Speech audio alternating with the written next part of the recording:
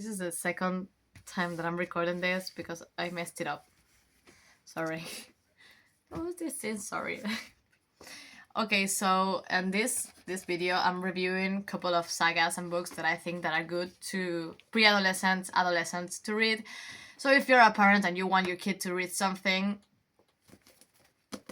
these books that I'm reviewing are okay to your kid. There are a lot of sagas that I'm going to be talking about. So I'm going to go like from the younger that I think could read this to the older. Well, I don't know how to say. You get the idea. First one I'm reviewing it's Harry Potter and the Philosopher's Stone, I think it is. Harry Potter. If you want someone to start reading, I think Harry Potter is your go-to, right? And if you're looking for something to read and you haven't read Harry Potter, I always encourage people to do it. Harry Potter is a story about a kid who's about to turn 11, finds out he's a wizard, and there is a whole world of witches, and he has to go to a school where they teach them magic, Hogwarts. And he's going to find out why he does not have parents, because he lives with his aunt and his uncle in a cupboard under the stairs. It's kind of crazy. But the villain of the story is someone called Voldemort. And for some reason, people don't like saying his name. I read it when I was 7, 8 years old. It's perfect. Obviously, you're going to give the first book to a 9-year-old boy. I think it's difficult for a 10-year-old to read this thing that has 900 pages, though I did it because I had no friends. So, I grew up reading Harry Potter. I think everyone should grow up reading Harry Potter. It's a nice way of escaping the real world, you know? All this fantasy world of witches, wizards. I don't know if they are witches even, because I haven't read them in English. I read once back on the days. So I think it's a really, really good saga to start with.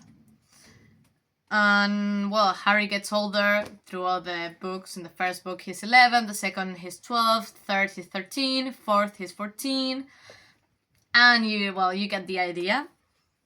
And so is the reader, you know. When I was 7, 8 years old, I read the first one. When I read the second one, I was 9 maybe, and that way I kept on growing up reading Harry Potter things. 10 out of 10. I think that if you pay attention to what you're reading, you're gonna find out a good message, not just a fantasy world. The second saga I am covering in this video is Percy Jackson.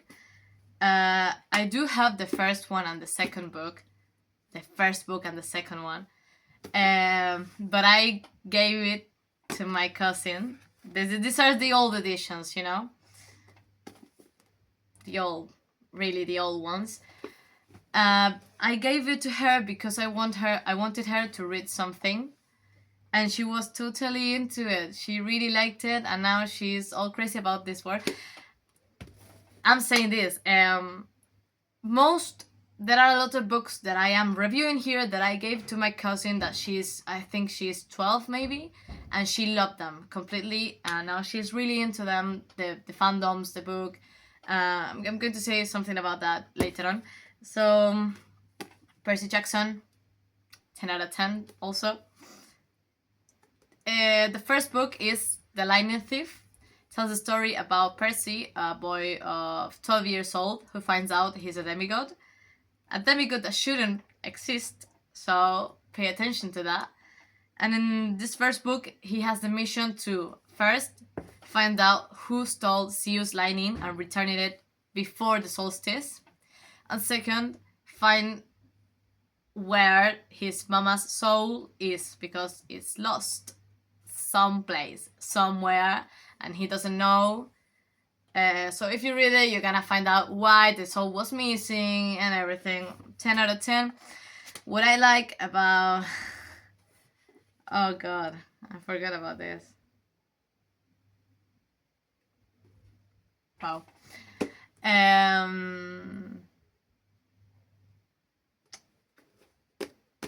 What is good about Percy Jackson saga that is huge? It has a lot of sagas. Plus, Riordan, I forgot to say, Harry Potter was written by J.K. Rowling. It has some controversy going on right now, so I don't know. Riordan wrote a lot of books. So Percy Jackson is about that. Throughout the 5 books of Percy Jackson, we're going to find out that something huge is happening. And it ends up with a war.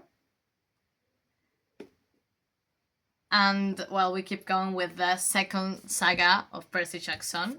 That would be the Olympus Heroes, Heroes of the Olympus. I don't know how to say it. The first book, I think it is called Lost Hero. It's about a boy, Jason Grace, who's 15 years old. And he's a demigod. And he has just been discovered as a demigod, which is weird, because normally demigods don't get to the age of 15 years without being discovered as one, because their powers start manifesting when they are like 12. So it's really weird. And it's weird because he is the son of a really, really, really big god that shouldn't have sons either, the same way as Percy. So something weird is happening. Plus, I didn't say it in the Percy Jackson book, but they are Greek demigods, right? So that means that they are in the Greek mythology, which means that they have Zeus, Hera, Ares. I'm going to say it in Spanish because I don't know if it is the translation. Hefesto. Who else? Well, Apollo, Artemisa, Dionisio, Hestia, Hermes, and there are like the 12 Olympians god Olympian, which that means that they are Greek, because there is a huge difference between the Greek and their Roman mythology. It is said like Roman. I'm gonna look for it.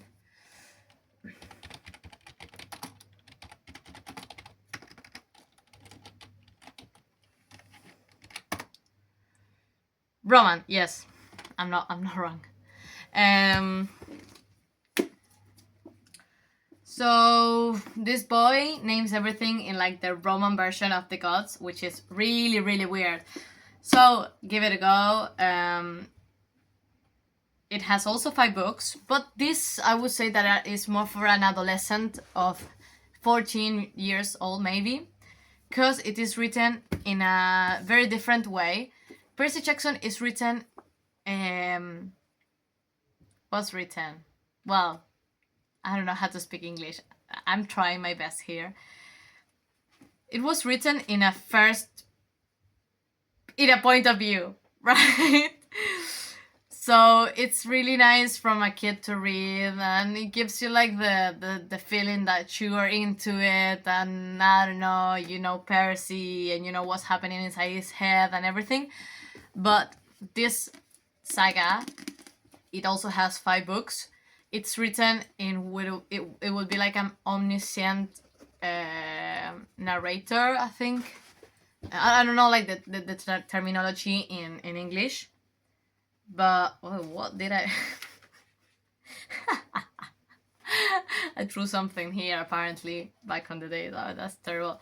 So depending on the chapter, you're gonna have like the name of a character up here, like Jason, Piper. I don't know who else you have here. Well, this first book, I think it was just Leo. That means that if you have Jason like in the chapter up, you're going to, it's all written in a in a second person, I think it is. An omniscient, maybe a third, I indirect, freestyle indirect, I don't know how to say it in English. Well, but you're gonna have some insight in what happens to Jason if the chapter goes about Jason, right? But it's not a point of view. It's I don't know, second person, whatever. I mean, it's more serious. That's what I want to get to. So it also, like I said, it also has 5 books. End up with a crazy thing that needs a responsible person, someone to take the blame of what happened in this saga, and that would be Apollo. In the trials of Apollo, that would be like the next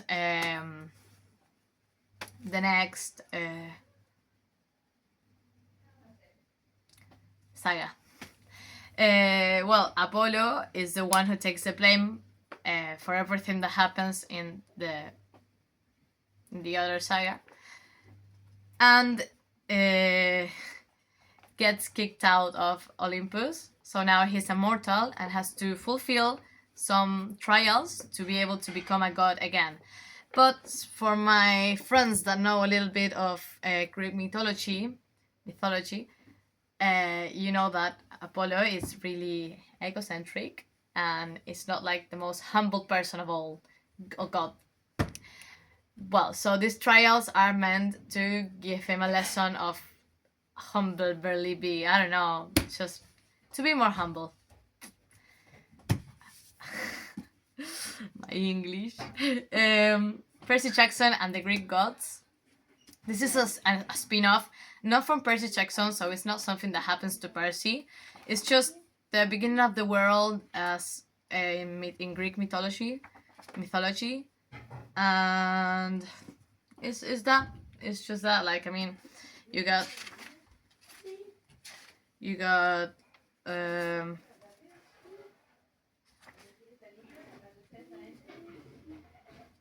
what happens to every god, the beginning of the world, you know, Uranus, Gaia, the way you want to call her, and it's just that. Then you have, it's good, like, for a kid to read. It's nice because it also interests you in Greek mythology, which is good to know, and makes you want to know more about it. Following that, there would be the Greek heroes. It tells the story of Heracles, Atalanta, Psyche, all Greek heroes that we know stories about them, but maybe we just don't know enough. So it's good to know it. Besides, it's really funny the way that the way that Percy tells the things. Then from Rick Riordan also, because this, like I said, this man has plenty of books, is the Kane Chronicles. The first one will be Red Pyramid. I don't know the name in English. It's, if Percy Jackson was about Greek and Roman mythology, this is Egyptian mythology, which is crazy and is super hyper nice. And Vampiratas, well, it tells a story about 2 siblings, Sadie and Carter, who are meant to stop the world ending, basically. And they have some connections to a crazy thing of Egyptian mythology. It's a trilogy, this one, and it has a crossover that I actually have it in English right here. Oh god, I'm getting old. That would be demigods and magicians, because, well, you know, in Greek mythology and Roman mythology we have demigods, but in this Egyptian mythology we have magicians. And, well, I don't know, it's Percy and Annabeth, another character for Percy Jackson, who they have to work with Sadie and Carter from this Egyptian mythology. Also, if you like this stuff, you might want to check out the Magnus Chase saga. That is, if this were about Greek and Roman and Egyptian mythology, this is about Nordic one. Asgard, all that story. I read them once. I don't remember. So if you want to check out, you want me to read them and give a full review of the books and tell everything that happens, tell me in the comments and I'll do it. Plus, I want to say this. If there is some book that you really want me to go through, because I'm doing this, just telling the basic concept of it. I'm not saying anything because I don't want to give spoilers. If someone wants their kids to read this or they want to read this and are using this video as a recommendation, right? So if you want me to go through a book more exhaustively, no, I'm just kidding. I don't know if that works even exists. If you want me to cover a book more deep, then just tell me in the comments and I'll do it. So the following one, we're talking about more adolescent now, maybe a 14 years old boy, girl, person, whatever. Shadowhunters. This is actually like the third book. Why do I like so much Shadowhunters? First of all, the love of my life is in one of the sagas. And that's enough reason. Just kidding. No, but I'm not kidding about the love of my life. Shadowhunters has like 1, 2, 3, 4, 5, 6. I think there are 6 sagas, but I might be wrong and there might be more. I don't remember because I haven't read them all. There is no time in life to read them all. I think I'm just kidding. The first saga and like the principal one, it's called. I don't know if it's the main, no principal. What am I saying? The main saga. It's called the mortal instruments. I don't know how to speak it. The mortal instruments, and it goes about Clare, a girl who finds out he's part of a strange world of demons, warlocks, vampires, werewolves, when her mom disappears. And her mom has something to do with this world, and that's why she gets caught into it, looking forward having her mom back with her. It has a lot to do with Nephilim. Well, actually, it has to do with Nephilim, not something to. In this world, these called Shadowhunters are Nephilim. They are descendant from a guy, Jonathan, who mixed his blood with the blood of an angel, and boom, semi-divinity, divinity. They are able to see the world of the shadows, but don't belong to it. They are able to kill them. And when I say the world of the shadows, I mean demons mostly. But if a demon has a kid with a human, you get a warlock. If you get a warlock, it depends on the range, the level, the power of the demon, how powerful that kid is going to be, right? Then if you have vampires, you have werewolves, and the Shadowhunters are like the police of this world. So Clary has to find out where his mom is and stop a really, really bad guy who's trying to do bad things to this world. Now, that's the main saga. You have the prequel, who we're going to set it in here, right? It's about, I think it's called The Origins. In Spanish it's Los Orígenes, so I'm guessing the origins, I don't know. And like its title set is the beginning of everything. You have like the ancestors of the characters of the main saga in this one. So it's a story about another girl, Tessa Gray, who has to move from New York to London, a Victorian London. Just kidding, I don't know. in order to reunite with his brother. Thing is, the moment she gets to London, she gets kidnapped. Or like, it's weird because she is kidnapped because she's against her will there, but they were expecting her, right? Because his brother basically sold her. Anyway, there is something really weird going on about this girl, because she's able to shift, and she doesn't know why. She can, if you give her an object of someone dead, she's able to shift into that person, right? With her, she is Tessa, right? But she has the face of other, and she knows how. She doesn't know, right? It's like she gets possessed by the spirit of someone else. Something really weird like that. Read it if you want to understand it better, because I'm not able to explain it clearly. She gets kidnapped. She is taught how to. She was taught how to shift, and then, they, aka the kidnappers, wanted her to get married with some weirdo.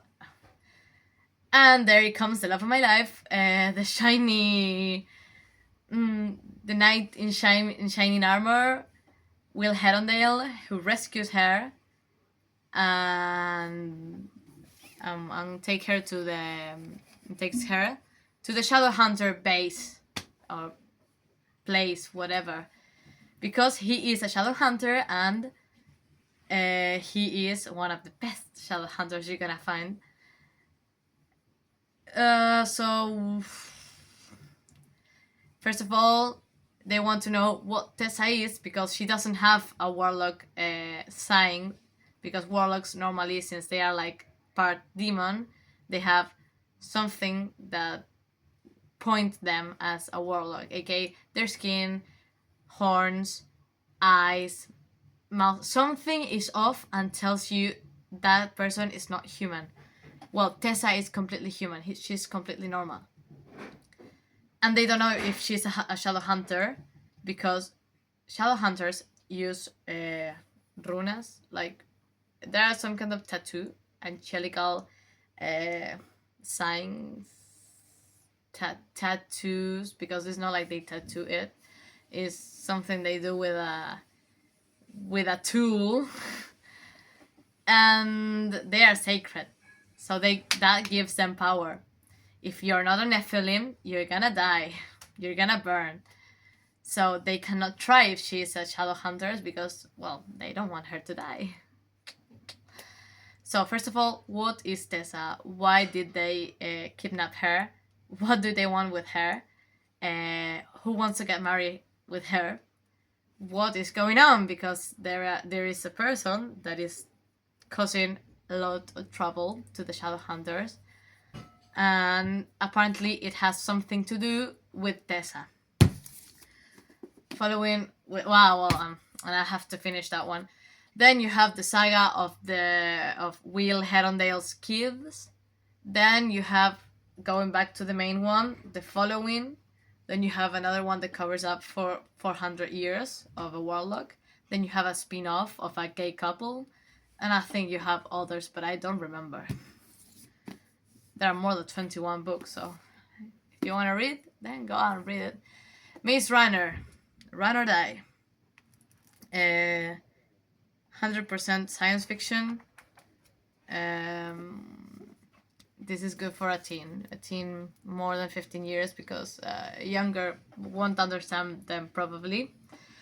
I usually say that normally science fiction is for more grown-up persons, because, well, I don't know if you know it, you probably do, but anyway, I'm going to say it. Science fiction is a genre that has this, it takes something of our nowadays society and takes it to an extreme, to make a complaint about it. AK, for example, in the Hunger Games, you have a society in the capital, which is ugly, right? They make all day, they're making all time changes to themselves. Just for what, right? It's extreme, and it has something to do complain about what is going on nowadays, as all science fiction things. So Maze Runner is about a kid who wakes up in something like an elevator, a lift. I hate the word elevator, honestly. Wakes up in a lift. He doesn't know who he is. He just knows that his name is Thomas, and he does not know anything else. And he gets to a place where there are other kids just like him from all ages, and they are trapped outside a maze, a huge maze. And the problem is, first of all, they are trapped. Second of all, they want to get out, right? Second of all, in the night, there are some weird creatures going out inside that maze. And things can get really ugly if someone gets trapped in the maze at night. So since they want to get out, they have this division which goes out and runs through the maze, right? To explore it, to see if there is a way out. The problem is, if the maze shifts, because it shifts, and you're inside and you can't get out, you're gonna get there the night, and it's impossible basically to survive. It has a huge plot. Read it. It's a trilogy too, I think. The Hunger Games. This is the last book because I gave the first one also to my cousin. She's super into it now. It's super funny. So The Hunger Games is it's also science fiction. It's a society where people suck. It's about a country, Panem, who has 12 districts, and one is poorer than the other. Back in the days, there were 13 districts, but they tried to rebel. The rebel yell. They tried to get out the power, the people in the capital. That I'm going to explain what is the capital, and they just blew it off. So the capital is like the capital, literally. And all the society is like high society lives there, right? So the people who has money, the dictator, and all of them lived there in the capital. So, and the rest of the districts, they're dying because, well, hunger. I almost drowned with my... It doesn't matter. So each year, each district is forced to give away a kid, like 2 kids, a girl and a boy.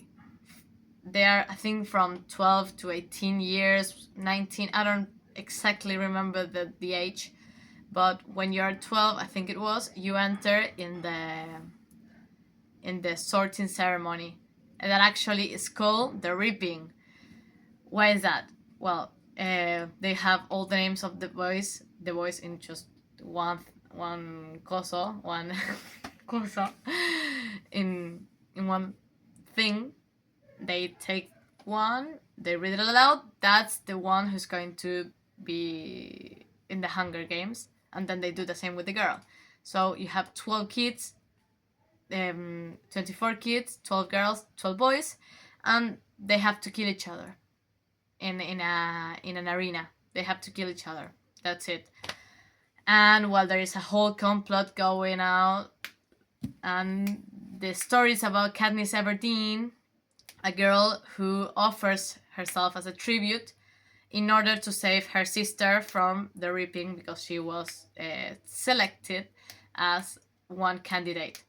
So she offers as a tribute. She's going to the Hunger Games. She has to survive, but we have complots going out there.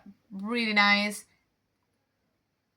I always say this, if you pay attention to what you're reading, you're gonna find out a really good message. The Hunger Games has a strong message. Pay attention to it. And the last one that I'm recommending is one that I like if you're bored. Like, this is like my personal recommendation if you're bored, not just for your kid to read or whatever. This is also for an adolescent more than, it's not for pre-adolescent, because it's dark, like the topic. It's called Hunting Jack the Ripper, something like that. It must be in English.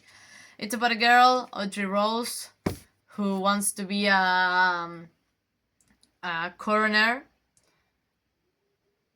Well, she can't because it's 1888 and there is a crazy, well, women are not allowed to be anything more than a mother, and there is a killer on the loose, Jack the Ripper. So even though society doesn't allow her, she is actually studying for coroners with his uncle, because his uncle is a coroner. And along with his uncle and a mystery boy, that, you know what I mean. No, I'm just kidding. It's another apprentice from another student. They are going to try to find out who is Jack the Ripper and what is going on. It's good, you know why? Because this part, she says, like, I was the girl who loved Jack the Ripper. Don't fall into the same thing that I fall. I thought, like, she was in love with Jack the Ripper. No, it was because, like, she did love him, but not in a strictly romantic way. So those would be my recommendations. If you want me to read a book and then review it, if you want a more deep review about one of the books that I said, that I'm going to leave in the description, because I always do that, just leave it in the comments. Thank you for watching this video. So sorry for the sloppy English. Share. Peace and love.